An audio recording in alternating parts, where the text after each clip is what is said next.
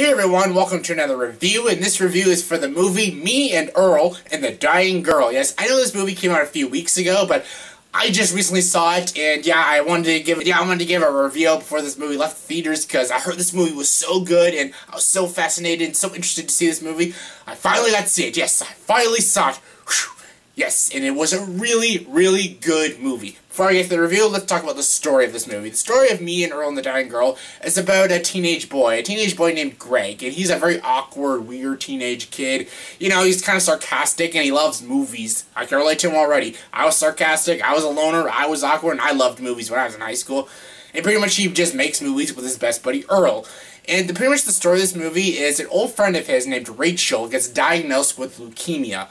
And basically his mother forces him to hang out with her, and basically he hangs out with her through the last few months of high school, and pretty much that's the story. That's the story without going into spoilers, because honestly this is a very uncommon and very kind of strange and really brilliant art house comedy. Yes, I didn't expect an art house comedy going into this movie, but as soon as the movie started, it was very artsy with its camera angles and the way they establish all these characters.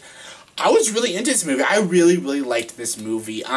I wasn't going into this movie expecting a masterpiece, and honestly, it wasn't a masterpiece. That is not a problem with the movie. I was expecting an amazing movie, but I did get a really, really, really good movie. And it's a movie I can definitely see watching a few times in the future, because this is a very good movie. It's almost like an art house version of The Fault in Our Stars, yes. It is actually, I kind of enjoyed this movie just as much as The Fault in Our Stars. Yes, I actually enjoyed last year's Fault in Our Stars, which... Yes, with Shailene Woodley and Ansel Elgort. Yes, I enjoyed that movie. It was a good movie. It was a well-written, well-acted movie, and honestly, this movie's the same. It's a well-written and well-acted movie. I really was into this movie. Me, Earl, and the Dying Girl is a good movie. It's funny, it's dramatic, it's sweet, it's tender, it's quirky, it's a bit campy, a bit cheesy, but it's also a good dramatic film when it needs to be, and it actually has good atmosphere and really good cinematography. The cinematography in this movie was really, really well done. The camera angles looked really, really good, and the close-ups looked good. I'm not always a fan of the wide-angle lens, but this movie actually did it in a pretty artistic way. I did like that, and it was a very well-shot movie. And honestly, the script for this movie was beautifully written. The writing in this movie was top-notch. The jokes that were in this movie were very clever jokes, and a lot of good movie references, and not just to any movie references, they're very clever movie references. Very, very clever. And again, the comedic timing was really good. The dialogue was very good. I felt like these were real teenagers. These characters felt real. They're very fleshed out characters, and I felt like I was watching real people on the screen, and that is a very high compliment I can give to writing and acting.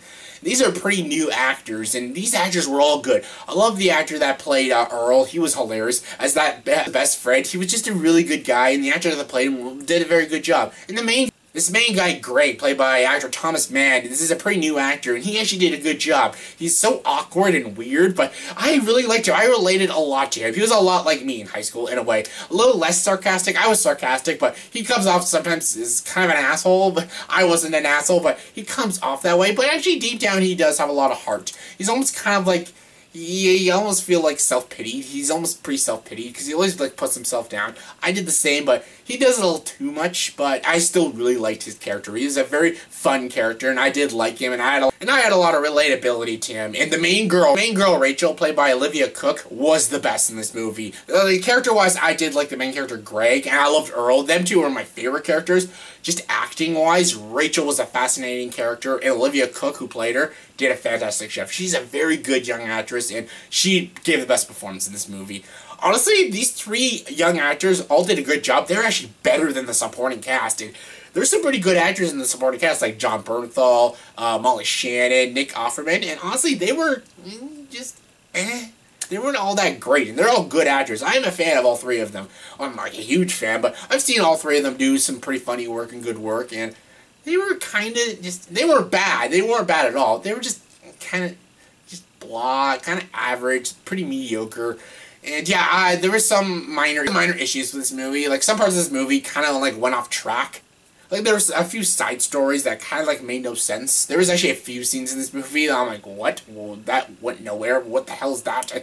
Yeah, and sometimes this movie does get a little too quirky. Like, sometimes this movie's trying to be, like, really powerful and very moving. Then it gets just really weird. Almost felt like Wes Anderson-esque. I'm like, okay, this movie went from Fault in Our Stars to frickin' Moonrise Kingdom. Like, this is weird, but I still enjoyed it. I love the tone of this movie, and I love the comedy and the dramatic scenes. And honestly, the shots in this movie put a lot of good atmosphere in the film, and it was very artistic and very stylistic, this movie. And again, the script was just so beautifully written, and I loved these characters. This movie is funny, but this movie will also really break your heart. Like, it's very sad, this movie. You all know why. Look at the title. Like, come on. This is a very sad and very deep movie, and honestly, unlike Fault in Our Stars, like, Fault in Our Stars, yeah, people cried. I even cried a little bit during Fault in Our Stars.